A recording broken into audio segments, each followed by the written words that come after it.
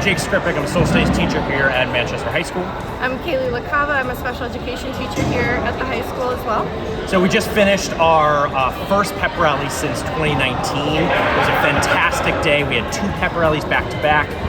Drill team, dance team, cheer, Footloose musical performed. We had a relay. We had a shot contest. It was a great excitement across the board. The entire school came down, was really enthusiastic for East Bourne's pep rally.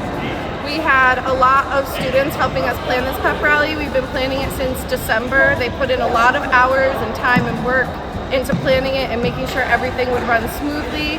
The student participants worked really hard on all of their routines and they did an amazing job.